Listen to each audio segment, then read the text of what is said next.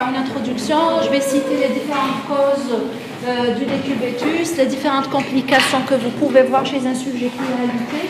Après, les différentes complications, on a les complications cutanées qui viennent en premier lieu, surtout les scars, les complications cardiovasculaires, respiratoires, urinaires, digestives, nerveuses, l'appareil locomoteur et le métabolisme phosphocalcique, et on va terminer par les complications psychologiques. Je vais parler essentiellement des escars parce que c'est l'essentiel du cours. Les autres, je vais juste essayer de les citer, de les énumérer, c'est juste pour que vous sachiez que ça existe. Donc, comme introduction, qu'est-ce que ça veut dire le décubitus? Donc, le mot décubitus vient du latin, donc on a décubare, c'est être couché.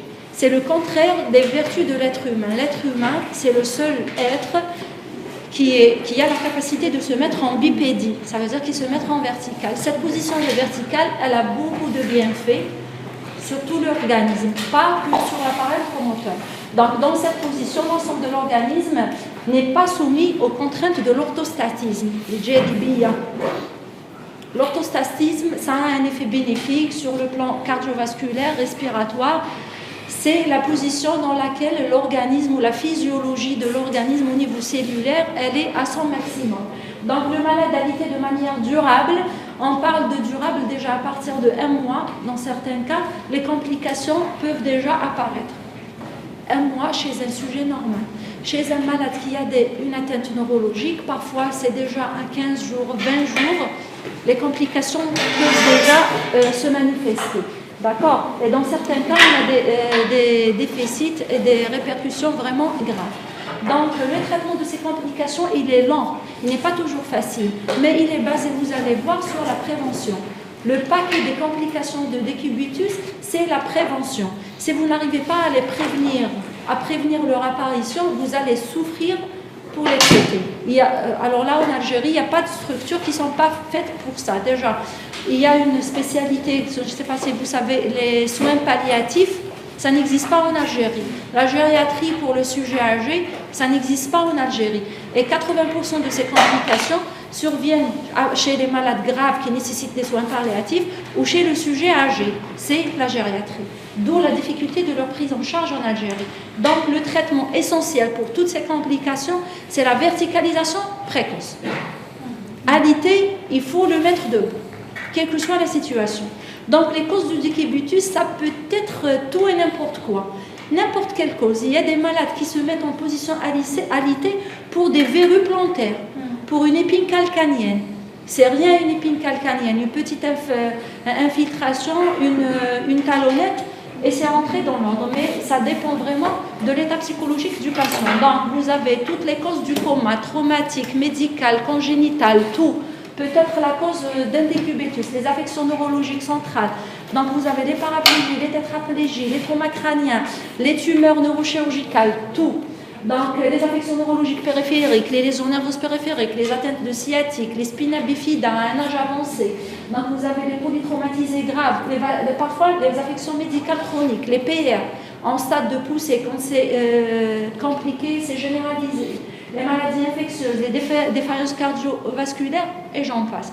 Donc, toute pathologie, et parfois on a des états psychologiques, on a des dépressifs qui se mettent en position d'alitement, donc par déni, et finissent par faire toutes ces complications. Donc, quand je vous ai dit, je vais parler des complications cutanées. C'est l'essentiel du cours. On a l'escar. On peut dire un escar ou une escar, c'est quand vous voulez. Donc, l'escar de décubitus, c'est la star de ces complications. C'est quoi? Par définition, l'escar de décubitus, c'est une nécrose. C'est une nécrose d'un tissu qui est pris entre deux tissus compressifs par compression du réseau artériolaire. C'est une ischémie qui va survenir suite à la compression, à une diminution de la vascularisation d'une partie cutanée. D'accord? Donc, la physiopathologie ou l'éthiopathogénie, de l'escar. Donc, il faut savoir qu'une compression, la compression, à partir de quel moment la compression peut être à l'origine de l'escar.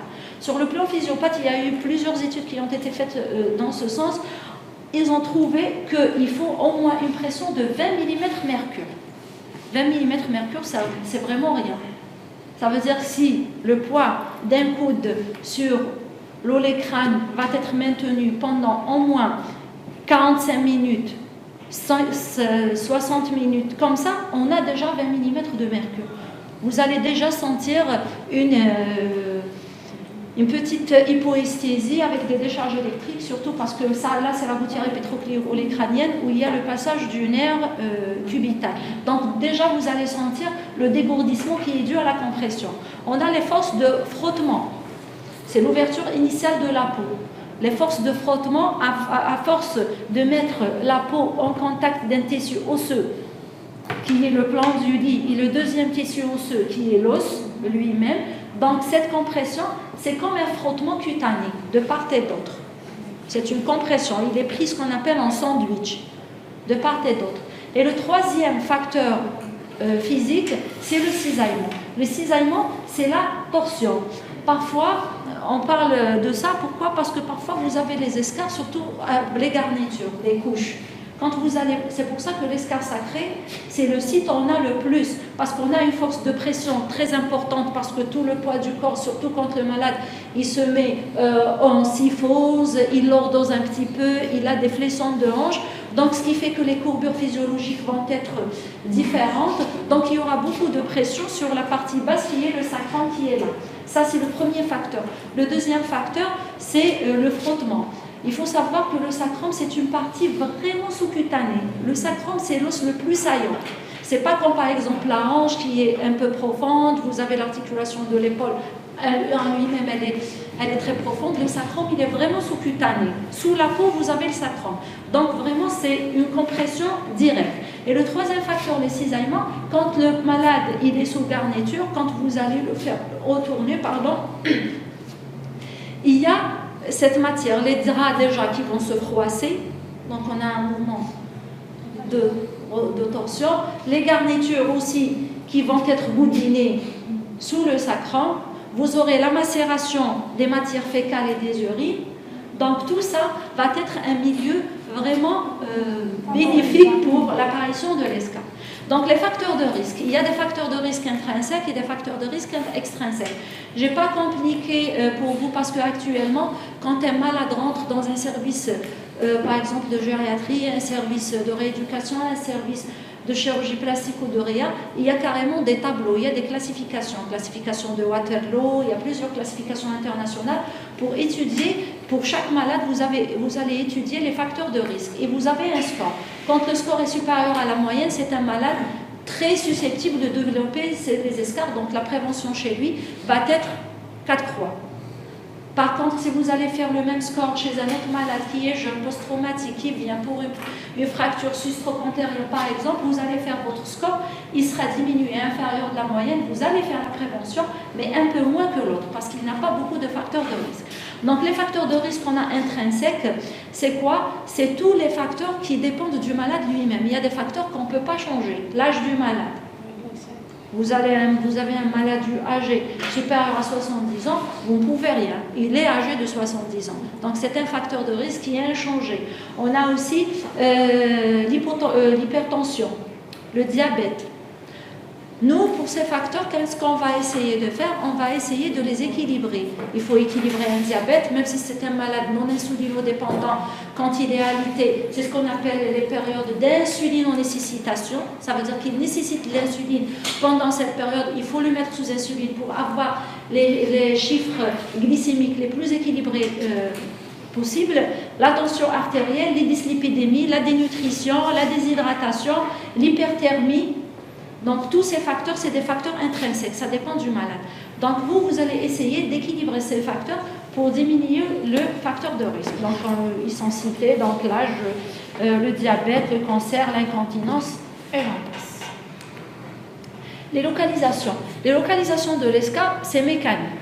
Les localisations de l'escarre dépendent de la position du malade. Un malade paraplégique ancien qui se met tout le temps sur son fauteuil roulant en position assise, il aura une escarre sacrée. Un malade qui est tout le temps en décubitus dorsal, eh bien, les sites de l'escarre, c'est les sites où on a une compression osseuse. Donc on a l'occiput, les deux pointes des omoplates, les olecranes, le sacrum, les deux condyles externes et les deux talons. Quand un malade se met en décubitus ventral, donc c'est les parties supérieures, c'est les épines supérieures des épaules. Parfois, on a les côtes quand c'est un malade vraiment maigre, les épines iliaques antéro-supérieures, on a les têtes du rotule, les tétéas. Après les pieds, on peut avoir les malléoles selon la position du pied. Quand c'est un malade qui se met en décubitus latéral, le côté qui est sur le lit, donc vous aurez le trochiter, toujours l'olécrane. Parfois, on peut avoir une partie du poignet. Donc, de ce côté, le grand trochanter, le condyle externe pour le côté qui est sur le lit, la malléole externe pour le côté contralatéral, le condyle interne, parce qu'il est sur l'autre côté, et la malléole interne. C'est mécanique. Compression égale escale. Après, je suis revenue en arrière, je pense. Donc, la classification. Plusieurs classifications ont été établies. La plus utilisée actuellement, c'est celle où on classe l'escale en 4 stades. Donc, le stade 1, c'est l'érythème, c'est la rougeur. C'est le tout premier stade. D'où la nécessité, quand vous avez un malade alité, d'aller repérer et visiter les points d'appui. Ça fait partie de l'examen clinique journalier qui doit se faire par l'aide-soignant. Chaque matin, un malade qui est alité, maman réa, on doit jeter un coup d'œil sur les points de pression, selon la position du malade. D'accord? Donc le premier stade, si vous avez un érythème, déjà, il est classé stade 1. Là, il faut commencer à faire ce qu'on va voir tout à l'heure, la prise en charge. Le stade 2, on aura le flichten. C'est comme la bulle de brûlure. C'est comme une brûlure deuxième degré. Parce qu'en fait, l'escarre, c'est comme une brûlure mécanique. C'est la même chose. Donc, qu'est-ce que vous avez? C'est un décollement de l'épiderme. Donc, le stade 1 et le stade 2, ça reste superficiel. Ça n'atteint pas les couches inférieures au derme. D'accord. Le stade 3, c'est une ulcération, mais qui reste superficielle. Ça veut dire qu'elle ne dépasse pas la graisse sous-cutanée. Parfois, par contre, cette ulcération superficielle, elle est masquée par ce qu'on appelle la croûte de nécrose, la croûte noirâtre. Vous allez examiner le malade, vous allez voir une croûte noirâtre. Pour vous, c'est une croûte, elle est superficielle. Il faut l'enlever. C'est quand vous allez enlever la croûte que vous pouvez constater les dégâts. Et là, c'est là que vous pouvez classer votre escarpe. Parce que parfois, en enlevant la croûte, vous êtes au stade 3, mais parfois, on est carrément au stade 4. On peut voir l'os. La croûte noirâtre, il faut l'enlever pour pouvoir classer l'escarpe. Dans certaines classifications antérieures, la nécrose, elle était classée stade 4. Mais parfois, au stade 3, on a une nécrose, on enlève l'escarpe, la nécrose, on est au stade 3. Donc, c'est pour ça que nous, au service, c'est cette classification qu'on utilise. Donc, c'est les 4 stades de l'escarpe. Je reviens toujours à l'intérieur, je ne sais pas ce qui se passe. Donc, l'évolution. L'évolution favorable sous traitement, bien prise en charge, ça se fait comment on voit. Donc là, on a le premier stade, c'est la détertion. Le deuxième stade, c'est le remplacement du tissu nécrosé par le tissu de régénération. Ce que vous voyez en jaune là, c'est de la fébrile. C'est pas de la surinfection. D'accord? Parce que parfois, ça tend à confondre. Donc là, c'est de la fibrine. C'est un tissu de régénération. Ça veut dire que cette escarre, elle est en train de guérir. Et là, vous avez l'épidermidation. C'est le dernier stade, ça veut dire que les couches superficielles vont commencer vraiment à se cicatriser et la peau va reprendre son aspect antérieur. Très bien. Le traitement, comme j'ai dit tout à l'heure, complications d'épiblitus, alitement, le premier volet du traitement, c'est la prévention, c'est la verticalisation. Les lits médicalisés que vous trouvez dans les salles de réanimation, ils sont pivotants. Ça veut dire que vous pouvez décliner ou incliner le lit quand vous voulez, en principe lors des soins, parce que les soins de l'escarre, ça fait partie du nursing cutané orthopédique que tout malade alité doit bénéficier. Donc, en général, le malade continue à alité, et avec le lit, on peut l'incliner, on peut le mettre en position 45, 35, jusqu'à arriver 90 en réel, non? Mais on peut arriver déjà à 50, 55, c'est déjà pas mal. D'accord? Donc, le premier, le traitement préventif de l'escarre, c'est le volet le plus important. Parce que si dans un service d'hospitalisation, votre malade a une escarre, ça veut dire que c'est un échec de la prévention. D'accord? Donc, le premier, donc, changement de position, les retournements. tous les 3 heures. Quand vous avez un malade hospitalisé qui est indiqué, la première chose que vous allez faire, changement de position tous les 3 heures et vous la collez au mur, aux prises du malade. Donc il faut qu'il change les positions. Vous avez la position du décubitus dorsal strict. Après, vous allez le mettre en décubitus en 3/4. Ça veut dire que vous allez mettre des coussins là, des coussins sous la fesse, juste pour décoller, pour essayer de le mettre à 3/4. Après, vous avez le DL strict. Après, vous allez retourner le mettre en DB. Après, c'est le 3/4 de l'autre côté, le DL strict de l'autre côté. Hop, il revient. 3 heures, 3 heures, 3 heures, 3 heures, 3 heures. Et la nuit, il pourra passer sa nuit tranquille. Mais toujours, si c'est un alignement prolongé, c'est un comateux, il faut essayer, chose qui ne se fait pas, malheureusement, on n'a pas assez d'aide-soignants. Donc, les changements de position, l'hygiène corporelle et de la literie, changement des draps journaliers, chaque jour. Les draps, il ne faut pas qu'ils soient froissés, bien lisses. Il ne faut pas qu'il y ait des miettes, pas de macération, pas de liquide, d'accord? Pas de drap synthétique, pas de produits synthétiques sous la peau. Après, massage trophique circulatoire des zones d'appui sous ces escarpes constituées. Toutes les zones d'appui, vous allez les tapoter pour essayer de faire un rappel du flux sanguin. Si vous allez trouver une rougeur, la même chose. Avant, on mettait bien un peu de glace, on essayait de frotter avec la glace et on faisait un tapotement avec l'alcool pour essayer de régénérer un peu et de faire un appel à la circulation.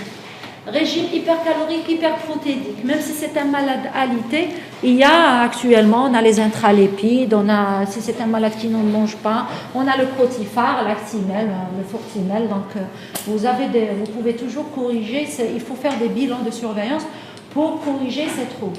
Lutter contre les infections et les troubles métaboliques, diabète, troubles thyroïdiens, HTA. Tous les troubles, toutes les maladies doivent être traitées. Il faut avoir un seuil métabolique physiologique. Après, on a utilisation de revêtements en coton, je l'ai dit, synthétique. Utiliser les matelas ou les surmatelas anti-escarre. Avant, on disait, il ne faut pas avoir dans la tête, comme la majorité des gens, que si vous allez mettre un matelas anti-escarre, vous n'avez pas besoin de faire tout ça. Le matelas anti-escarre, que ce soit à air alterné ou à eau, ça ne sert à rien. Il fait un changement de pression pour diminuer les 20 mm de mercure. Mais ça reste insuffisant. Parce que ça, c'est un facteur de risque. La prévention, il faut lutter contre tous les facteurs de risque. D'accord? Bon, là, je reviens toujours en première. Maintenant, pour les mesures générales de prévention, là, vous avez la bouée en TSK. Par exemple, vous avez un malade qui est vraiment alité les premiers temps. Là, c'est la bouée en général, on la met pour la région sacrée. Vous avez des bouées un peu plus petites pour les malléoles, parfois même pour les faces postérieures du cropoplité, pour les grands trochanternes. Ça dépend. Là où vous avez un appui très important, vous pouvez la mettre. On prescrit ces bouées d'escarpe même pour les sujets quand ils sont en position assise sur le fauteuil roulant. Ça existe. Donc chez nous, par exemple, dans le service, qu'est-ce qu'on fait au départ? Donc par exemple, pour les mains ou pour les coudes, on prend carrément des gants. Je ne sais pas si vous avez fait un tour de la réanimation. On prend des gants, on les remplit avec de l'eau et on va les mettre sous les zones d'appui. Avec le matelas, donc ça donne un peu de mobilité, donc ça diminue un peu la pression. Vous pouvez aussi, qu'est-ce qu'on met là? On prend carrément du coton, du jersey, on remplit avec du coton cardé et on crée une bouée que vous allez mettre carrément. Donc avec le trou, vous allez décharger l'escarpe. Ça veut dire que l'escarpe, il ne faut pas qu'elle soit en contact avec le bout. Elle est dans le milieu, fluide. C'est un espace de pour tous fermé. Les surmatelas, les sièges embourrés, là, c'est comme un surmatelas anti-escarpe pour la position assise. C'est CAO, c'est AR alterné, ça lisait sous toutes les formes. C'est des gouttières de bon positionnement. Il y a au milieu une décharge. Ça coûte très cher chez nous, donc nous, on fait faut faire avec les moyens du bord. Le traitement curatif. Donc, vous avez fait toutes vos mesures, vous avez pris toutes vos mesures préventives, mais malgré tout, votre malade a développé une escarpe Que faut-il faire? Donc le premier geste à faire, c'est la décharge, comme je vous ai montré. Vous avez oublié de le mettre au début, hop, vous êtes passé dans le service, votre malade a fait une escar, il n'est pas trop tard, vous avez commencé le traitement curatif, il faut toujours décharger l'escar. On ne traite pas une escar comprimée. Vous n'allez pas faire les soins et mettre les pansements et après vous allez mettre le talon comme ça sur eux. Ça ne va rien donner, d'accord? Il faut continuer à décharger. Donc pour le flicten, en général, c'est le stade 2, c'est les tubes gras, ceux qu'on utilise pour les brûlures. Parfois on met un peu de biafine avant et on ferme avec le tube gras. Quand vous avez au stade de nécrose, on fait soit une nécrectomie. La nécrectomie, elle se fait soit mécanique, ça veut dire avec le bistouri. Il y a ce qu'on appelle une nécrectomie chimique parce qu'il existe actuellement sur les marchés des produits utilisés pour ça. Ça coûte cher, mais sachez que ça existe. Donc vous mettez votre produit, vous mettez un pansement compressif, 48 heures ou parfois même avant 24 heures après, vous enlevez, vous allez trouver votre nécrose complètement enlevée. Donc après, vous faites un nettoyage au savon de Marseille avec de l'eau et toujours continuer par un pansement en tube gras. Le traitement de l'escar, c'est comme le traitement de la brûlure. Il faut hydrater la peau. Il ne faut pas la laisser en milieu sec. Parce que la sécheresse, ce n'est pas un milieu bénéfique pour la cicatrisation. Il faut appeler l'eau. Si c'est une escar infectée, l'antibiothérapie adaptée, mais actuellement on a des pansements qui sont déjà faits pour les escars surinfectés. Et en cas d'escar étendu qui ne guérit pas, qui évolue vers la dégradation, il ne faut pas hésiter à envoyer le malade en chirurgie. Donc là, je vous ai montré juste qu'il y a des types de pansements, d'accord, pour les types d'escar. Donc vous avez l'hydrogel, c'est pour les phases de détertion, pour la nécrose noirâtre ou pour la nécrose en voie de nécrectomie. On a aussi les hydrocolloïdes. Les hydrocolloïdes, on peut les utiliser pour tous les stades de l'escar. Vous n'avez rien, vous n'avez que, en général, ici à l'hôpital, c'est ce qu'on nous amène, on n'a que les hydrocolloïdes, donc on les utilise pour les 4 types de l'escar. On a aussi, pour tout ce qui est infection, on utilise les pansements argentés, avec de l'argent, le fanta, parce que c'est un agent anti-infectieux. Et on a aussi les alginates, toujours pour la détertion. Il y a aussi des pansements, soit vous avez des plaques comme ça, vous allez carrément couper selon la taille de votre escar. Il y a aussi des pansements selon le siège. On a des pansements pour généralement la sacrée et pour le taille. Vous l'appliquez, ces pansements, il faut les laisser 3 jours. En général, il ne faut pas faire un changement journalier. Donc les complications des escars. Déjà, l'escar, c'est une complication du décubitus. La complication de la complication. Donc on avait vu que l'évolution normale sous traitement, c'était la guérison, c'était la cicatrisation, hop, tout va bien. Maintenant, si votre escar ne se ferme pas, malgré toutes vos tentatives de traitement, donc on a des complications infectieuses, c'est les plus fréquentes, surtout pour tout ce qui est site superficiel, le sacrum, le grand trochanter, ça s'infecte, surtout le sacrum, macération, matière fécale, milieu comprimé, donc vous pouvez avoir facilement des osteites du sacrum. Donc les complications infectieuses, les complications hémorragiques à côté d'un vaisseau sanguin, donc les escars sacrés, ça saigne, les troubles de la cicatrisation, des escars qui ne cicatrisent pas, donc c'est la chirurgie, anémie, parce que c'est des escars qui saignent, donc anémie, et l'hypoprotédémie, c'est un cercle vicieux. Un état de dénutrition favorise l'escar et l'escar favorise la dénutrition. Donc c'est pour ça qu'il faut faire un suivi et faire une correction des troubles électrolytiques. Donc on a terminé avec l'escar. Est-ce qu'il y a des questions? Parce que c'est l'essentiel du cours. Le reste, je vais juste les citer. C'est bon, je peux passer? Quel est le temps nécessaire pour s'installer? Ça dépend. J'ai dit, il n'y a pas, que je vous ai dit que parfois, 24 heures, un malade alité pendant 24 heures, s'il est dans une mauvaise position, il a tous les facteurs de risque, à partir de 24 heures, vous pouvez trouver un érythème. Déjà, c'est un stade 1. Il y a des malades jusqu'à 1 mois et demi, 2 mois. Donc vraiment, ça dépend. 6 heures. Non. 6 heures, c'est un facteur de risque. C'est pour ça qu'il faut changer de position. Mais en général, non. Un peu plus. Donc, les complications cardiovasculaires, donc, la première complication, c'est les accidents thromboemboliques, c'est les thromboses veineuses profondes. C'est une complication très fréquente. Vous avez fait cardio. Oui. Je vais passer là. Donc, le retentissement du flux circulatoire, qui est lié donc, à l'inactivité à la position de l'équitus, qui entraîne une stase au niveau des zones d'équilibre. Donc, on aura ce qu'on appelle des thromboses et des clivés. C'est les complications les plus redoutables parce qu'elles sont le lit d'embolie pulmonaire. Le plus grave, ce qu'on craint, c'est l'embolie. Parce que la thrombose en elle-même, elle n'est pas très très méchante, si vous voulez. Elle est guérissable. Mais nous, on craint l'embolie pulmonaire. Donc, le traitement préventif, il est primordial, comme j'ai dit tout à l'heure, décubitus, il faut le mettre debout, si c'est possible.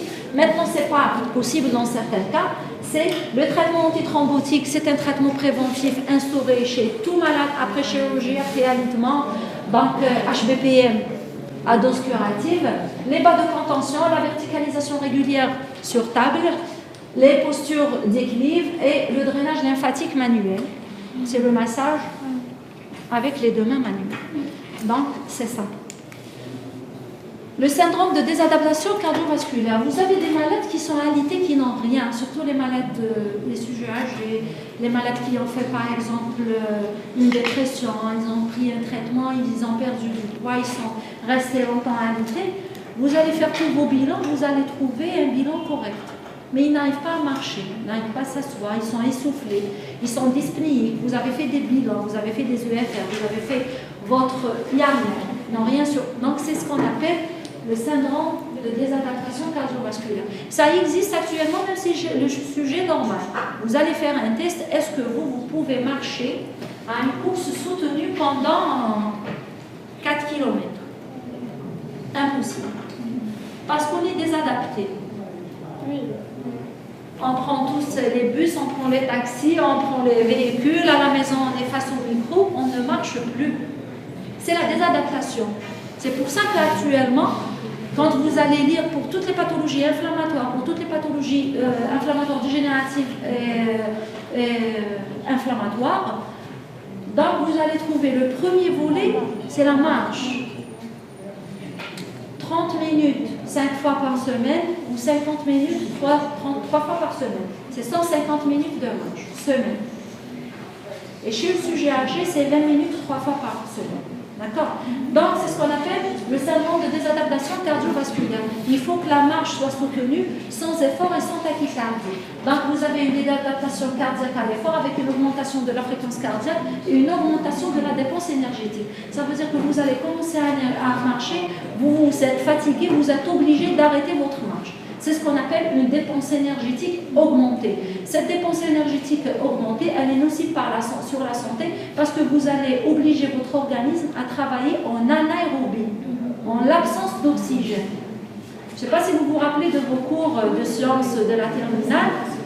Quand le cycle de Krebs, quand vous avez travaillé en présence d'énergie, vous avez de l'ATP, 36 ATP. Quand vous avez travailler en l'absence d'oxygène, vous avez 2 ATP plus lactate acide lactique qui qui va se mettre au niveau des muscles et vous allez sentir des courbatures. C'est la même chose. Donc ça sert à quelque chose des cours de sciences de la terminale.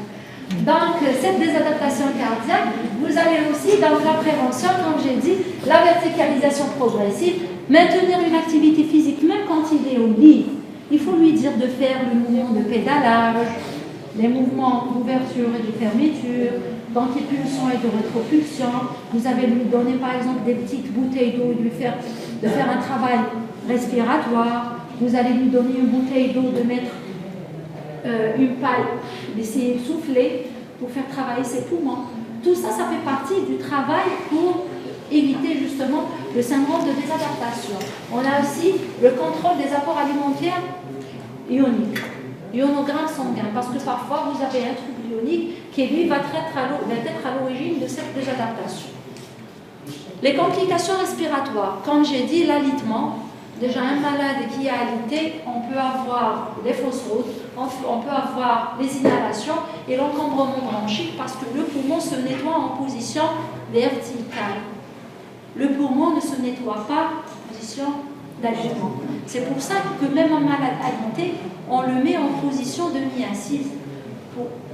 Et on tapote parfois carrément en position proclive pour essayer de dégager. On fait un massage de la partie inférieure quand il est en proclive. Après, on incline à 45 degrés.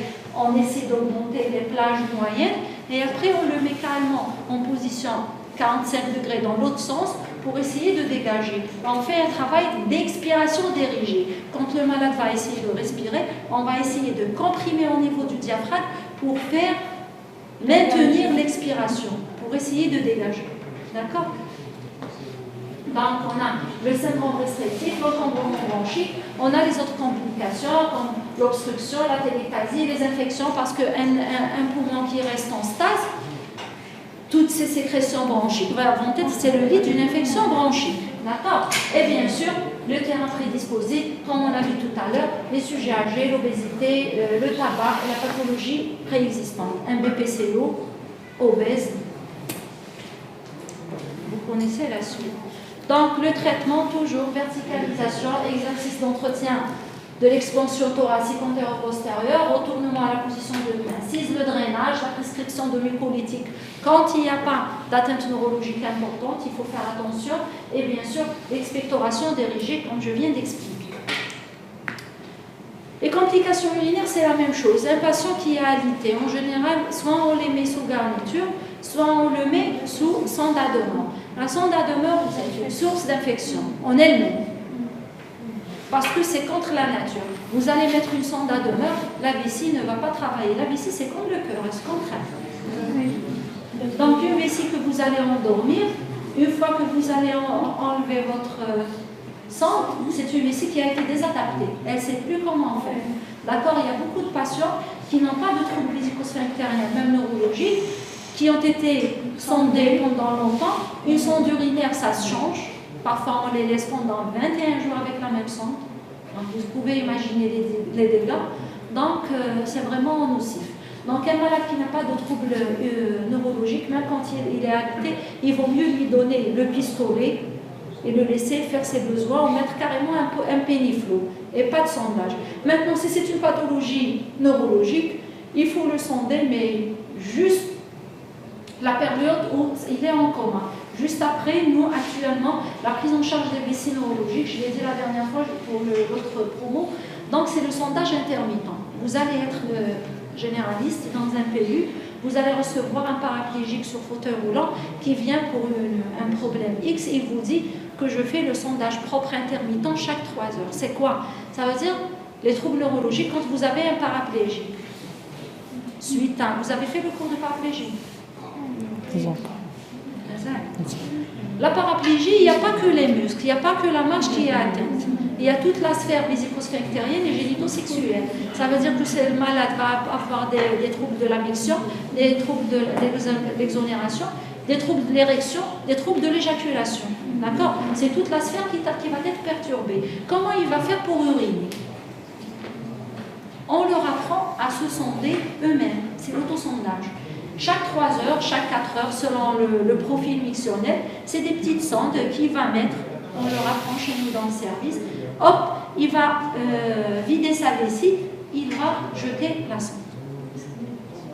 Les confrères ne savent pas que c'est d'actualité, ils expliquent aux patients que l'autosondage est une source d'infection, alors que c'est la sonde à demeure qui est une source d'infection. Il faut pas, et une vessie neurologique, il ne faut pas la mettre sous traitement systématiquement. Vous êtes toujours généraliste au pavillon des urgences, vous allez recevoir un paraplégique qui vous ramène un ECBU avec un E. coli, il ne faut pas traiter un E. coli. Un E. coli, c'est un germe, ça profite. On a tous bleu coli dans notre sphère génitale. On a tous bleu coli. Donc il faut faire une éducation thérapeutique, lui apprendre à faire ses soins d'hygiène corporelle. Il ne faut pas mettre sous traitement si vous n'avez pas de signes généraux, si vous n'avez pas de fièvre, si vous n'avez pas de dysurie, si vous n'avez pas de frisson, il ne faut pas mettre sous traitement, même si vous avez un E. coli. D'accord? Donc ça, c'est juste une parenthèse que j'ai ouverte. Donc les complications urinaires, on a les infections, comme j'ai dit tout à l'heure, et les stases, et bien sûr, qui dit stase, dit lithiase urinaire, avec une modification du pH. Donc la prophylaxie toujours... Bonjour. Donc la prophylaxie, si c'est ennuyeux, vous pouvez partir. Voilà, je vous le dis normal, vous pouvez partir. Si c'est tellement ennuyeux, je ne pense pas que c'est un peu ennuyeux, les complications. Donc la prophylaxie, c'est comme j'ai dit tout à l'heure, donc la surveillance régulière, la température, la diurèse, le résidu postmictionnel. Qu'est-ce que ça veut dire résidu postmictionnel? Pour dire au malade comment il doit se sonder, est-ce qu'il doit se sonder 3 fois par jour, chaque 3 heures, une fois par jour, le résidu postmictionnel, vous avez votre malade, vous allez lui demander de faire une miction et après vous allez mettre votre sonde et voir qu'est-ce qui reste dans le vessie. Postmictionnel, ça veut dire est-ce que la vessie se vide complètement ou pas.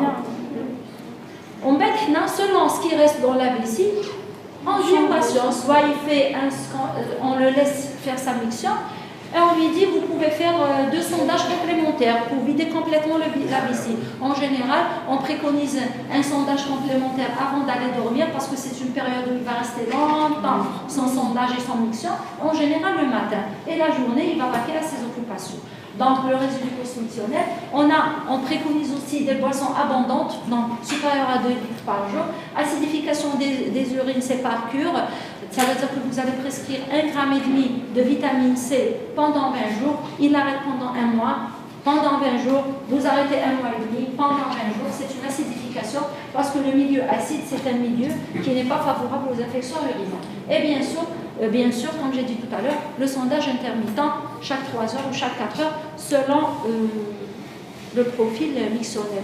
Les complications digestives, comme j'ai dit tout à l'heure, alitement, ça veut dire constipation, ça veut dire fécalome, les troubles du transit, donc régime alimentaire riche en fibres, boissons abondantes, repos strict, le massage du cadran conique dans le sens physiologique, et si on a un fécalome, parfois c'est l'extraction au doigt, et pour le reflux gastro-œsophagien, c'est les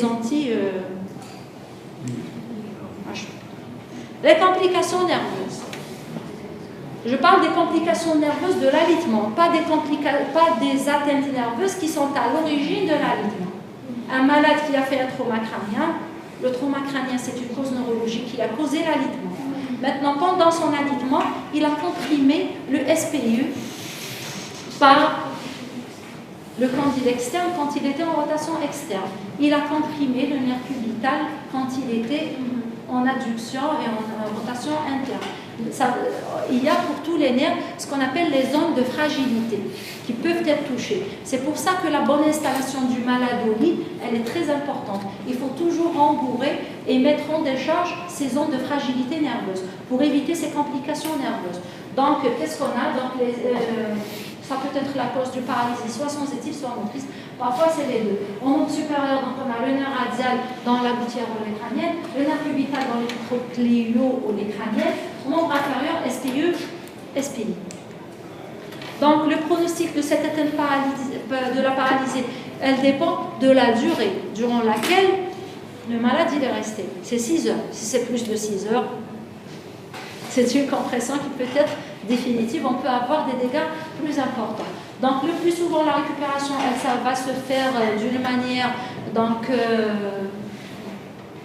physiologique. Vous avez fait pour les zones nerveuses périphériques? Non. Il est dans le programme, là non? En euro, l'année passée. Là, c'est le programme de la 5e année. Je sais pas. Il y avait cours les zones nerveuses périphériques. Je l'ai fait l'année passée. Ça, avec le nouveau programme, je ne sais pas. Parce qu'en principe, on a fait l'année passée en euro les pathologies du système nerveux périphérique. L'orthopédie pour les 5e année, on faisait le cours lésions nerveuses périphériques. Je l'ai aussi. Ça, je pense qu'avec le nouveau programme, il n'y est plus. Peut-être un TD. C'est l'essentiel. Vous avez fait les stades de Sedan et de Sunderland, vous vous rappelez, Sedan et Sunderland, l'atteinte nerveuse périphérique. Pour classer, vous avez le stade 1, neuracraxie, neurotmésis, axonotmésis. Ça vous dit quelque chose? Il faut revoir les cours de neuro. Donc, vous avez des lésions nerveuses. Là, c'est une apraxie, c'est un œdème, c'est une compression. Ce n'est pas une lésion de la continuité nerveuse. En général, la récupération, elle va se faire rapidement, sans dégâts. Dans certains cas, quand c'est prolongé, c'est une sténatosomotomisis, donc il peut y avoir des séquelles. Donc, la prévention, comme j'ai dit tout à l'heure, c'est les changements de position et le bon positionnement correct au lit. Sur l'appareil locomoteur, vous voyez là c'est l'articulation de la hanche. En principe, il n'y a pas ça. Ça, c'est ce qu'on appelle les POA. C'est des para-ostéopathies para-articulaires. C'est quoi? C'est des pans osseux. Même là, c'est une calcification du tendon rotulien avec une calcification des parties molles postérieures qui vont être à l'origine d'une raideur articulaire. Les POA, ça survient dans les atteintes nerveuses, surtout centrales, après l'alitement. Le tissu osseux de lui-même va essayer de faire des prolongations entre les deux bouts de l'articulation qui vont être à l'origine de raideurs articulaires. Le traitement, il est très difficile, c'est les arthrolyses suivies de rééducation très très douloureuse et en général, ça garde toujours des séquelles. Donc les répercussions sur l'appareil locomoteur, donc c'est les raideurs, les rétractions musculaires et l'incurie orthopédique avec une amyotrophie.